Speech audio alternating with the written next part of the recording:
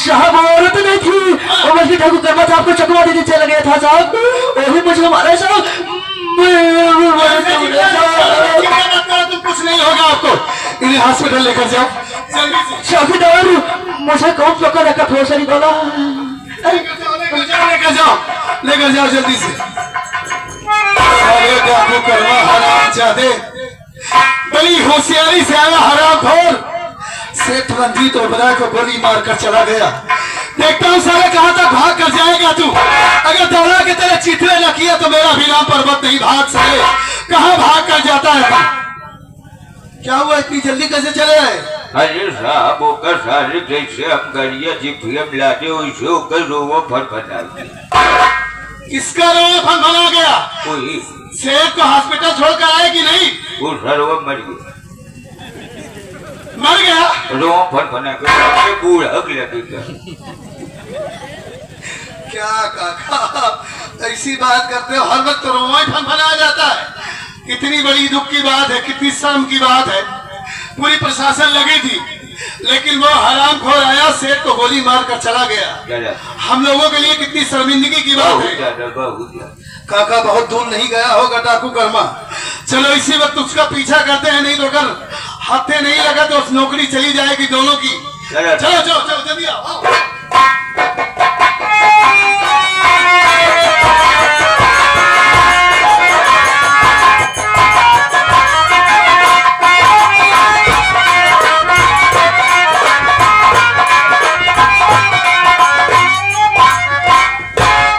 बहन कचरी का इतना पता लगाया, पूरा कल्पनापुर, पूरा हिम्मतगंज छान मारा, लेकिन बहन का कोई पता नहीं चला।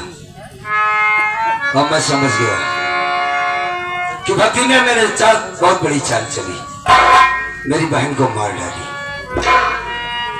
आज भक्तिनिया और उसके बेटे का नंबर है। माँ का समगर आज पर बचौर मिल जाएगा तो सबसे पहले सर उसको टपका दूंगा। और रही बात भक्तिनिया की, तो याद रख भक्तिनिया, तुझे मेरे हाथों से दुनिया की कोई भी ताकत बचा नहीं सकती। आज मैं तुझे जिंदा नहीं छोड़ूंगा। आज मैं तुझे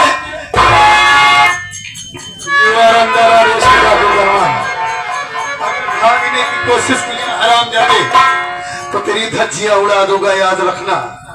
भागना नहीं साले, बहुत भगाया कानून वालों को, बहुत परेशान किया पूरे प्रशासन को, जीना हराम कर रखा था हराम को। कई बार चकमा लेकर भागा है तू, आज कानून के हाथ लगा है। पकड़ो इसी, और आज वैसे भी तेरा इनकाउंटर हो जाएगा, मेरे ही हाथों होगा। मारने से पहले मैं इंसानियत के नाते तुमसे कुछ जानना चाहता हूं। जानना यही चाहता हूं कर्मा कि तुम रहने वाले कहाँ के हो, तुम्हारे परिवार में कौन कौन है। अगर कोई जिंदा है तो उसका नाम बताओ मुझे, ताकि तुम्हें गोली मारने के बाद मैं तुम्हारी लाश उनके हवाले कर सकूं। बताओ मुझे। मैं जानता हूँ साहब कि गलत काम करने का गलत अंजाम होता है, और मरते वक्त आदमी कभी झूठ नहीं बोलेगा। इसीलिए पूछ रहा हूँ, बताओ। जरूर बताऊंगा कि मैं कौन, मेरी हकीकत क्या है। सुनिए।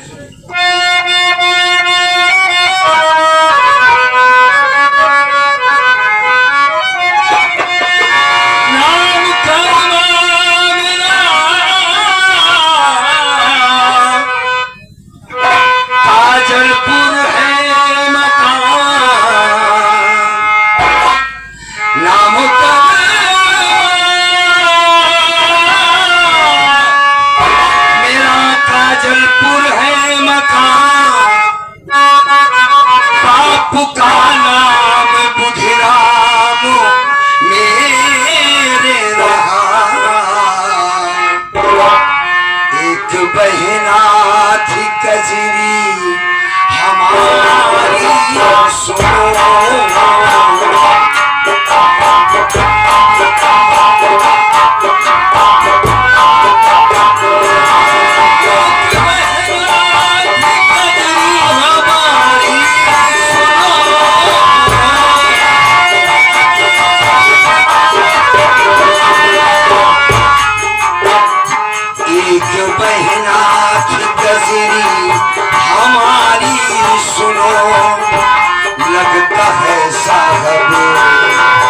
उससे ना मिल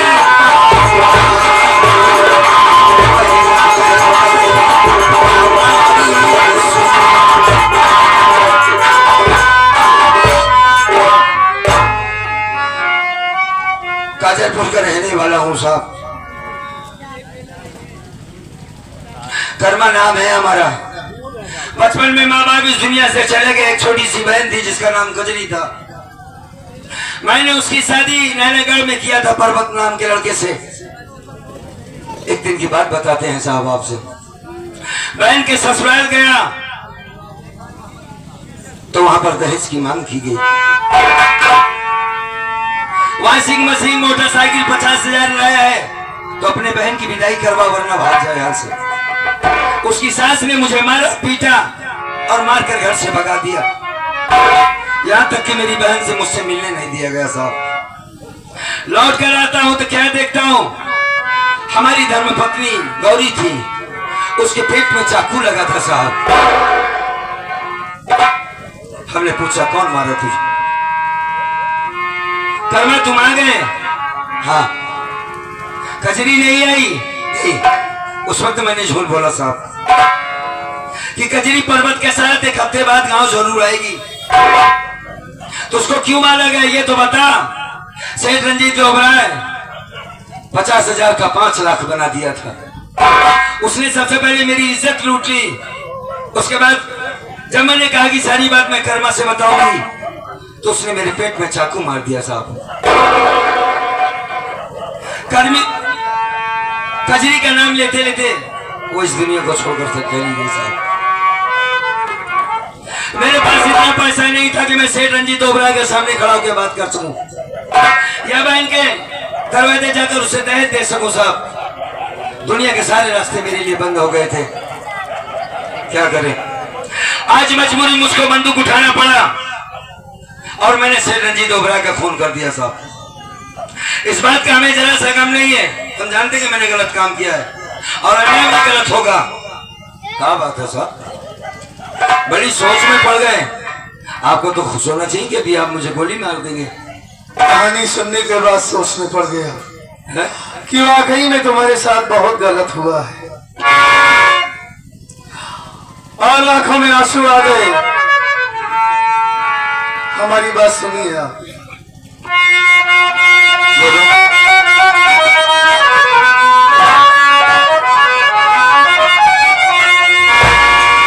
घर से देखो कर्मा भैया मुझे,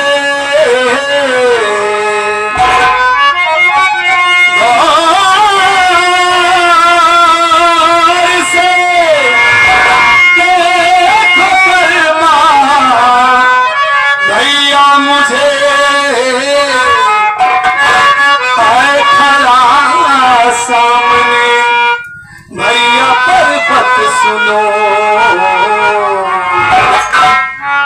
आपको ढूंढा मैंने कहाँ से कहाँ।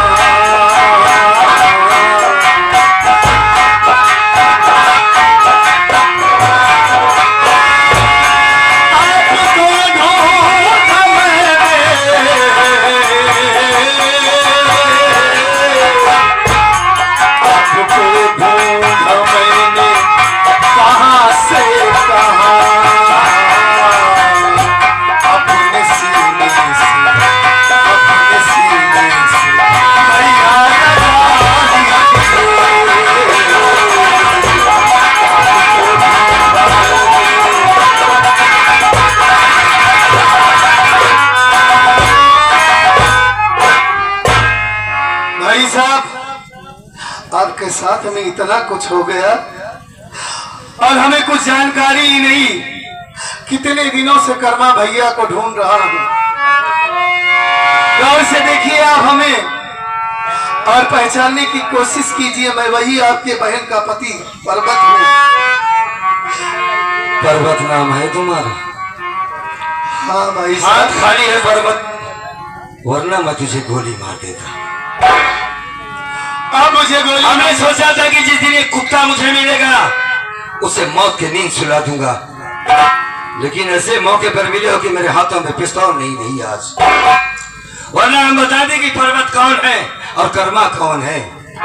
आप गोली मारना चाहते हैं हमें? हाँ ठीक है, अगर आपका हाथ खाली है तो मैं आपके हाथ में रिवॉल्वर देता हूँ। बड़ी अच्छी बात होगी, मेहरबानी होगी, दे दे मेरे हाथों में। मार दीजिए गोली। अमार देता हूँ तुझे और तेरी माँ को। तू उस गद्दार माँ का बेटा है जिसे दिन जीने का इस दुनिया में कोई हक नहीं। आप मुझे गोली मारना चाहते हैं तो मार दीजिए, उजाड़ दीजिए अपनी बहन के मांग का सिंदूर। की मांग की सिंदूर की बात तू क्या जानेगा कि मांग के सिंदूर का मतलब क्या होता है? मैं नहीं जानता। गरीब को सारे पाँव के नीचे चूती समझ कर रौंद दिया मुझे। तेरी माँ और तेरा बाप मेरे साथ धोखा किया।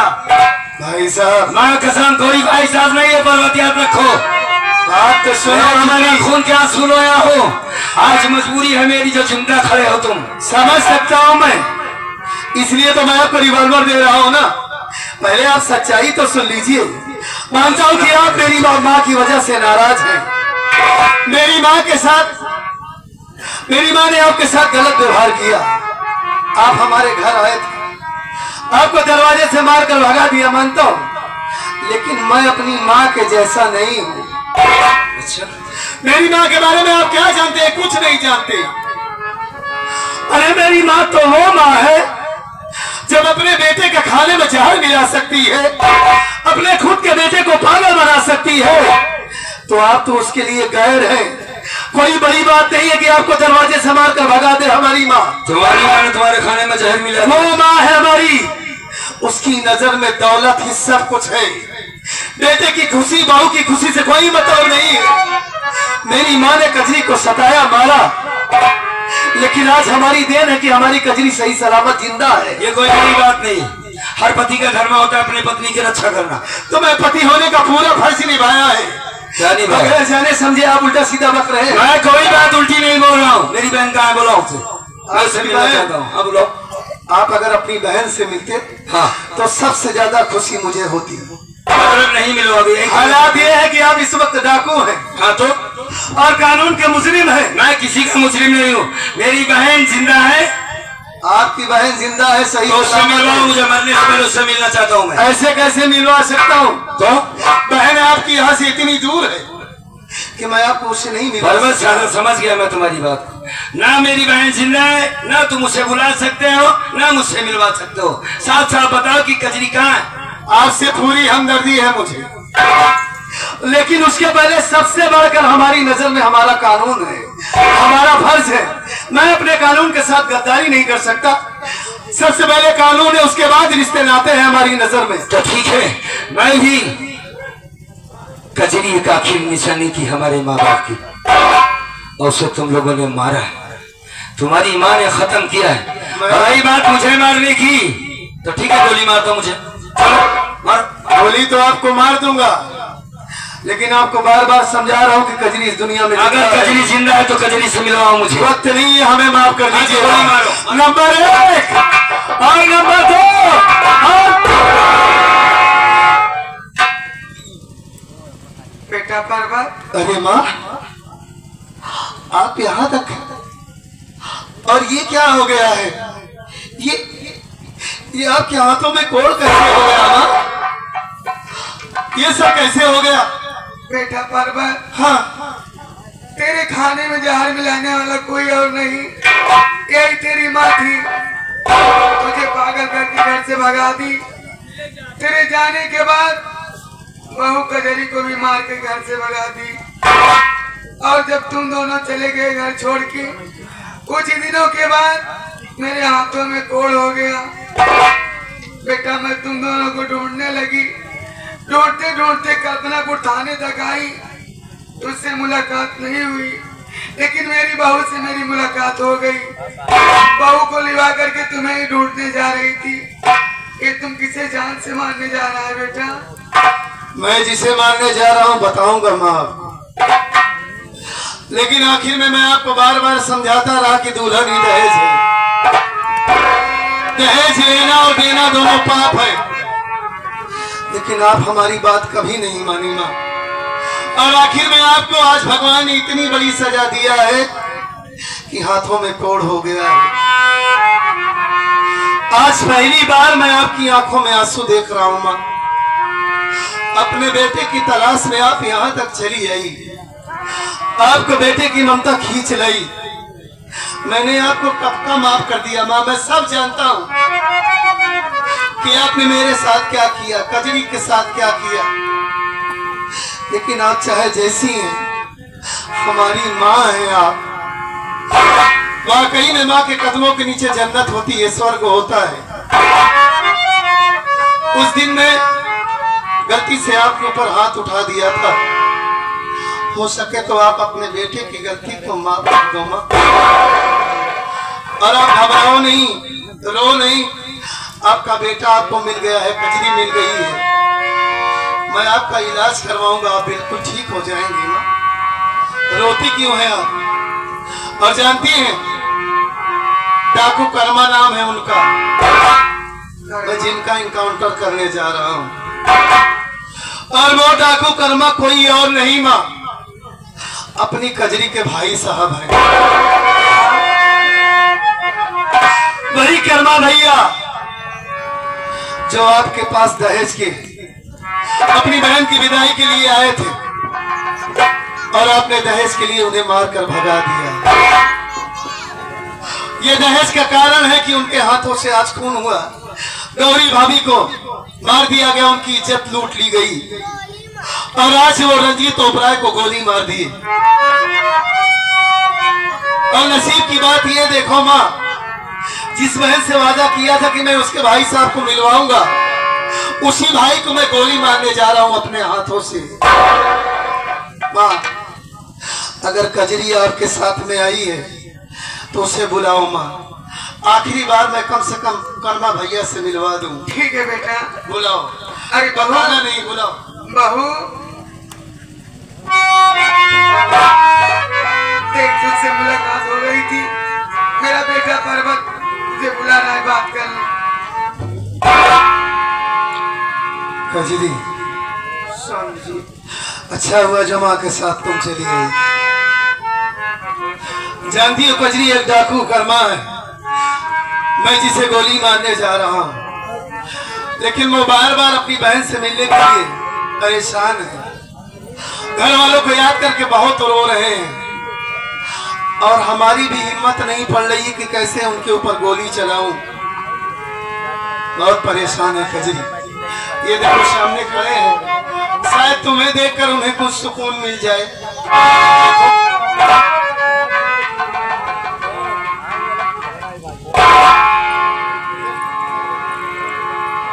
भैया, आप कौन हैं? मैं आपको नहीं जानती हूँ।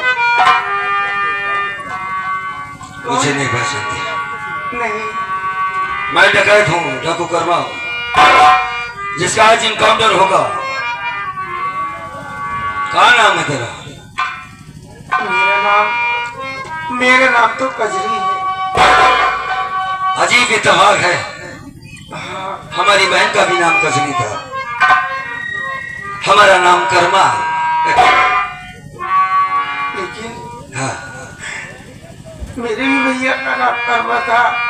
हाँ, लेकिन मेरे भैया तो डाकू नहीं थे,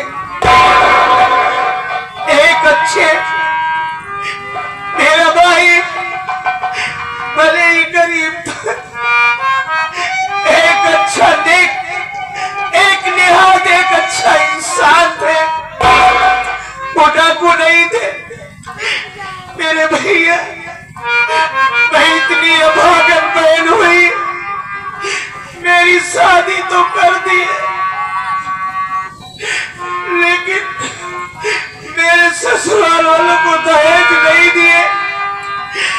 मैं दहेज के लिए इतनी सताई गई, मेरे भैया कर्मा मेरी खबर भी लेने नहीं।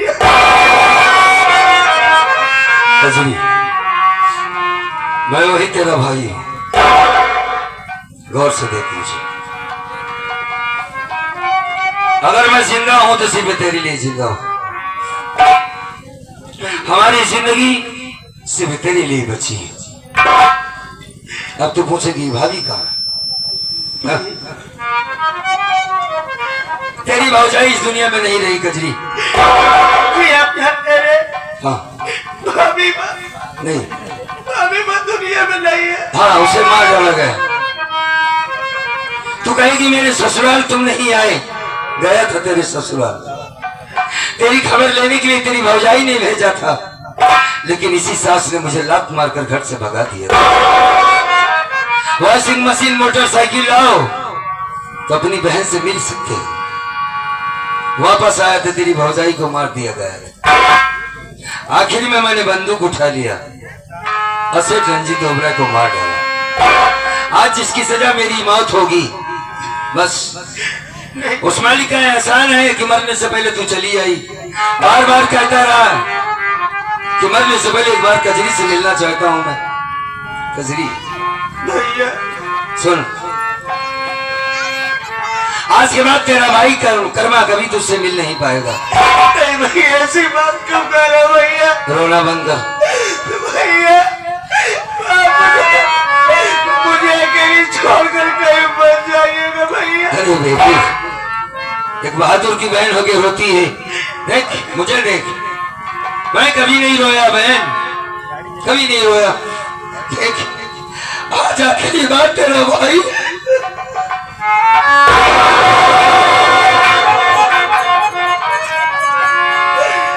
उस छोटी सी जो कजरी थी ना, वही बनकर मेरे पास आती है।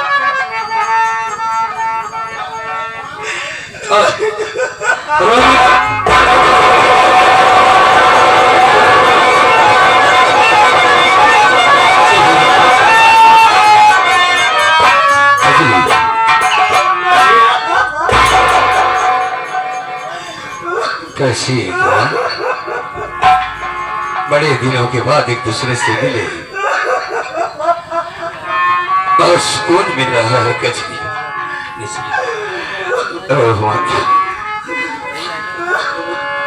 कजरी सुन, मेरे मर जाने के बाद अपने ससुराल में सही से रहना, क्योंकि तेरी सास की बात मैंने सुना। तेरे पति कर्मा पर्वत को मैं गोली मार दिया होता, लेकिन मैं गलत था। मैं ये जानता था कि तेरा पति और तेरी सास मिलकर के तुझे जान से मार दी। मैं इन दोनों को ढूंढ रहा था कि मार डालूंगा इन्हें, लेकिन सही नहीं था। और तू जिंदा है, मेरे लिए इससे बढ़कर कोई बात नहीं हो सकती है कजरी। देखो पर्वत, सुनो, मैंने तुम्हें बहुत भला बुरा कहा। हमारी कजरी जिंदा, हमारे लिए हमारी बहन के सिवा कोई नहीं है हमारा।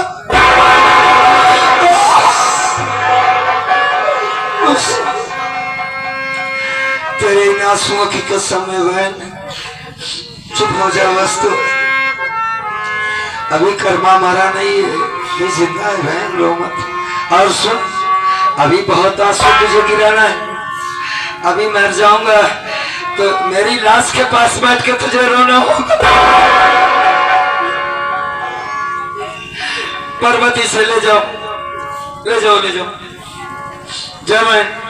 कजरी संभालो अपने आप को। ए पगली, जा, तेरा पति तुझे बहुत प्यार करता। कजरी जा। क्या करूं, बहुत मजबूर हूं मैं अपने फर्ज के हाथों, अपने कानून के हाथों बहुत मजबूर हूं कजरी।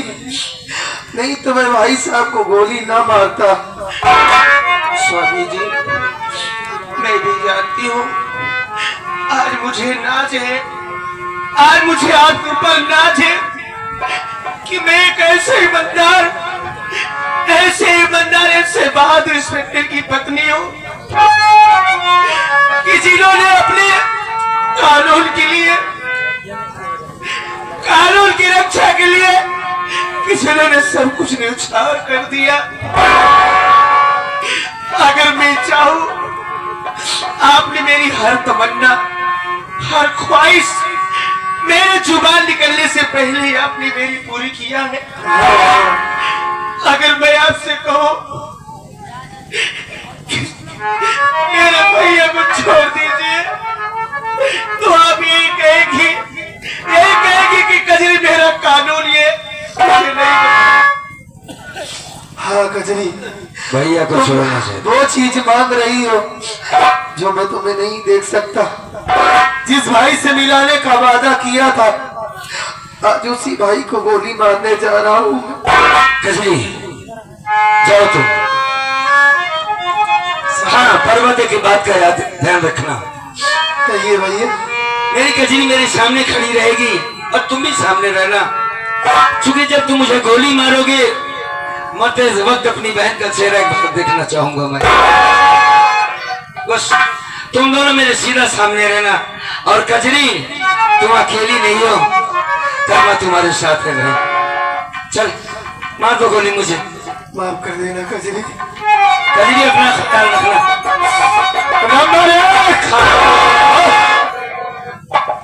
रुक जाइए साहब। क्या नाम है तुम्हारा, क्यों रोक रही हो? मेरा नाम किरण है। मैं सेठ रंजीत ओबेराय की बहन हूँ। सेठ रंजीत ओबेराय की बहन हो? मैं कोर्ट से आ रही हूँ सुलहनामा लेकर। आप इसे पढ़ सकते हो, देख सकते हो, इसमें सारी साबूतें लिखी हुई है। ये सुलहनामा का कागज है? अच्छा।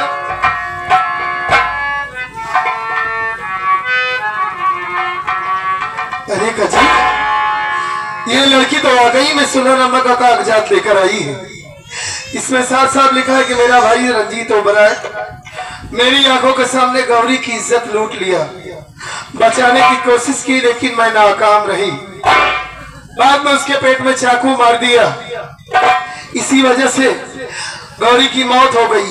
इस वारदात की मैं चश्मदीद गवाह हूँ।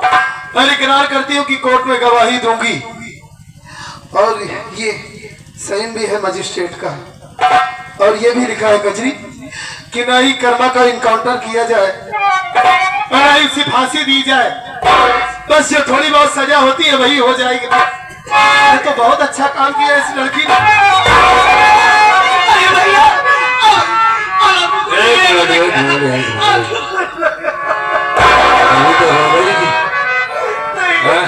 क्या बात है बता। हंसने की वजह है भाई साहब। अरे रोना तो बंद कर, बात पे आ है ये तो बता। भाई साहब, ये किरण ओबेराय है।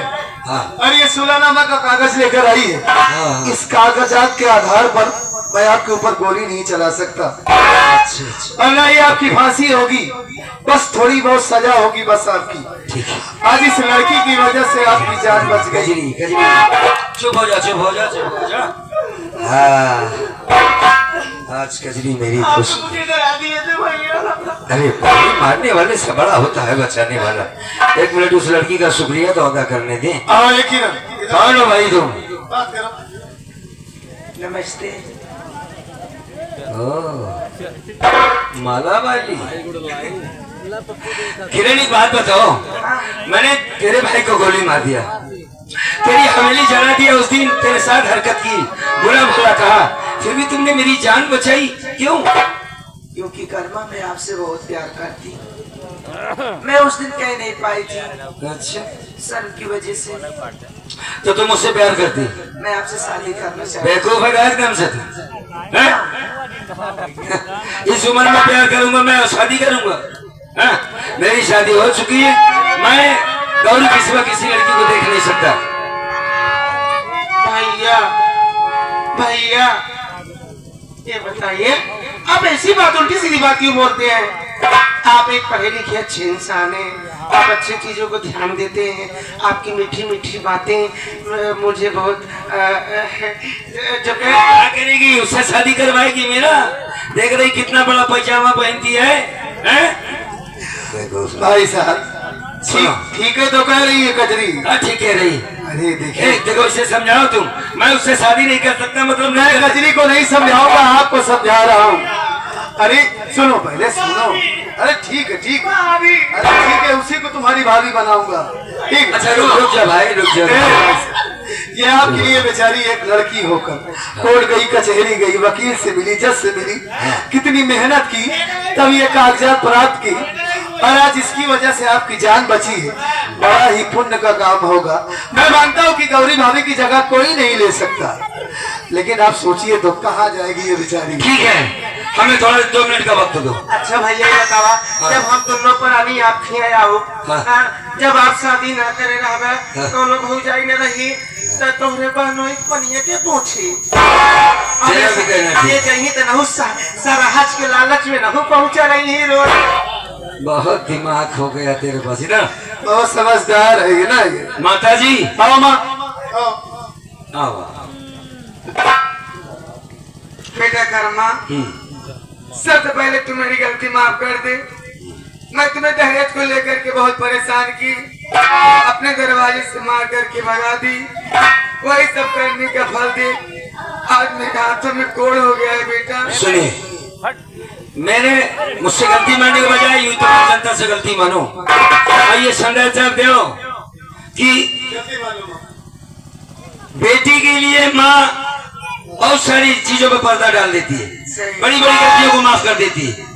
जैसे बेटी को माफ करते है, बहू को माफ कर दे। बेटा कर्मा, कभी झगड़ा लड़ाई घर में नहीं होगी। मैं सबके आगे हाथ जोड़ के गलती मानती हूँ। हाँ बहू को बहू नहीं बल्कि बेटी समझना चाहिए। हाँ। मेरा पर्वत मुझे बार बार समझा रहा था कि दुल्हन ही दहेज है, दहेज के चक्कर में मत पड़ो माँ, लेकिन मैं एक न मानी दहेज के कारण ही आज मुझे मेरे कर्म का फल मिल गया है। मैं सबसे यही कहूँगी, बहुओं की इज्जत कीजिए, मेरी तरह मत करना, नहीं तो जैसे मैं सजा पा रही हूँ। कजरी को मारोगी तो नहीं? बिल्कुल कुछ नहीं कहूँगी। ठीक है, हमने आप पर हाथ उठाया था, इसके लिए क्षमा चाहते हैं। बेटा कर्मा, हाँ बोलो। क्षमा के लिए मेरे पास एक बात है। बोलो। तू मेरी बात मान। देख आज तेरी बहन कजरी बहुत खुश है, इसकी खुशी के लिए तू शादी कर ले बेटा।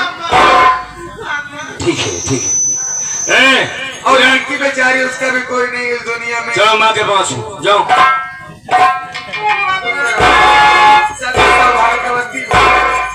वो मेरी बहन है, उससे मिलो। वो ठीक है ठीक है।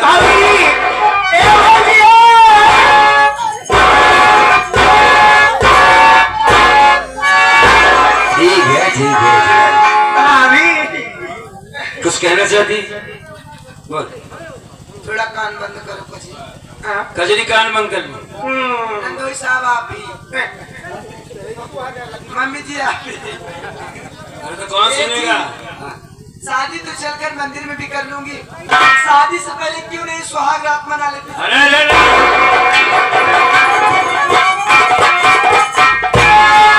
भैया हमारे तो ना खुशिया। अरे भैया क्या क्या बोल कर गई वो? अभी तो भैया तैयार नहीं थे। जो नहीं हुलवाएगी तो अब क्या बोलेगी जो अचानक इतना खुश होकर पीछे पीछे भागते हुए जा रहे हैं? देखा ही कहते हैं। हाँ अम्मा बेचारो बहुत कष्ट में है। हाँ, कष्ट में पैसा आपके पास बा, हाँ। तनिक बढ़िया डॉक्टर से मिलके बातचीत कही के। अरे पागल, बहुत जल्द माँ का इलाज करवाऊंगा। अम्मा की सेवा हम करे चाहते ही, हम सोचते ही पता नहीं कौन कर्म करे रे जो अम्मा समूह करिए, अम्मा की सेवा करब, भरपूर करब, जा बनना नहीं ठीक है, अच्छी बात है। तो मौका चांस से। अरे भाई मैं तो जान रहा हूँ कि तुम वाकई में लक्ष्मी हो। 1 साल से तमन्ना हमार पड़ी गई। हाँ हम गए चलो माँ के ही पास रहना, अब हम लोग माँ के ही पास रहेंगे। सेवा करे चाहते, अम्मा घबरा। हाँ ठीक है। साथियों ये हमारे छोटके भाई छिपालगढ़ से आए हैं और ये 101 रुपए दे रहे हैं। इनका कहना है छोटके भाई। अच्छा देवरू हमारा। हाँ आपके देवर हैं। अच्छा अच्छा। और ये पप्पू भाई है, किराए के डॉक्टर साहब हैं जी। तो जो भी दिक्कत हो, हाँ ये माँ के हाथों में कोड़ हुआ है। हाँ। पप्पू भाई से बात करें ना, डॉक्टर हैं वो। अच्छा। उन्हीं से माँ का इलाज करवा देते हैं। अम्मा लिया जाती ना हवा हाँ। बात की आवाज। ठीक ठीक ठीक ठीक। साथियों इसी के साथ हमारी संगीत का अंत होता है। संगीत का नाम था बहरी सास कानून का हिस्सा उर्फ डाकू कर्मा सिंह। अगर हम कलाकारों से कोई त्रुटियां हुई हो तो अपना भाई या बेटा समझकर माफ कर दीजिएगा। और हमारा कार्यक्रम आप सबको पसंद आया हो तो दोबारा सेवा करने का मौका देंगे साथी, और दोबारा मिलेंगे तो एक नई संगीत के साथ। इसी के साथ जय हिंद जय भारत।